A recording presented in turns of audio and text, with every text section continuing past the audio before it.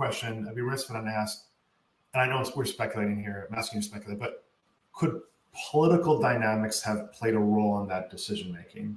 I don't think that the Fed is making any decisions based upon political dynamics. I know that I am the lone voice in the wasteland of Twitter on this topic to say that the Fed is not. I mean, first of all, on the surface, they make it clear and have made it clear repeatedly that they're not a political organization.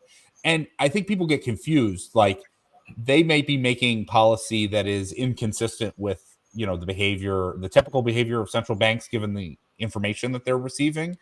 But that could just be bad policy, or maybe not even bad policy. It can be a different policy choice.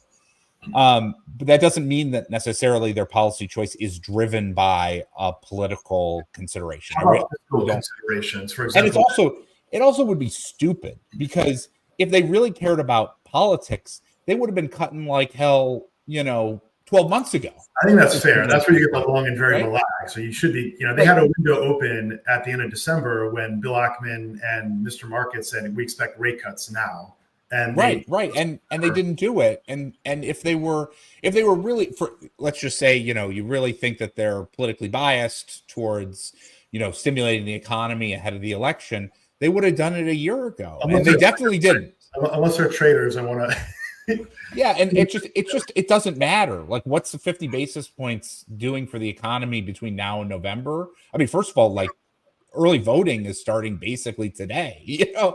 It's just. So how about on the fiscal side? So the U.S. debt to GDP ratio, what's the number? 130% now, and we've crossed the 90% threshold where data says bad things starts to happen.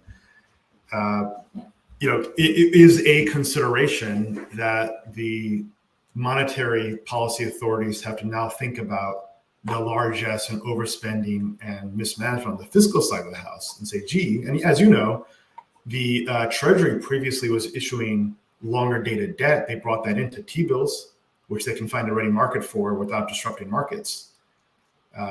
So is that a consideration that, the Secretary of Treasury and Powell meet for breakfast once a week, right? So might that have played a role? Well, I think the fiscal expansionary policy certainly plays a role in terms of its incremental impact on macroeconomic conditions. So if we had a very, a significant fiscal tightening or something like that, and that created a drag on the economy, the Fed would consider that as part of their projections of what's likely to transpire. The reality is the fiscal position in the U.S. has been kind of flat for 3 years, so it's not really there hasn't been a big positive fiscal impulse or negative fiscal impulse on the margin, so it's not really a big driver of what's going on. So I don't think that part of it's not a meaningful consideration in their behavior. The CHIPS Act, IRA Act are still in motion as well. I mean, they haven't fully released, and we're still at wartime deficits. Your point there is on the margin. On the margin, right. And that those things, the peak fiscal impulse really happened in late 2020 and early 2021. And it's been kind of stable since that point, in terms of the incremental impact on growth. We don't have to go down that whole rabbit hole. The deficits are both large, but the fiscal impulse is mostly stable and mostly around zero.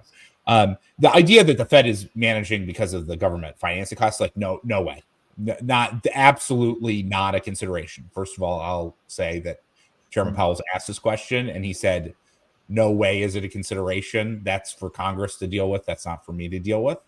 And so, and it also just doesn't make sense. Like, there's lots of borrowers in the economy. The government is just one of the borrowers of the economy. And the Fed manages policy to the macroeconomic dynamics, not to any particular borrower's financing costs.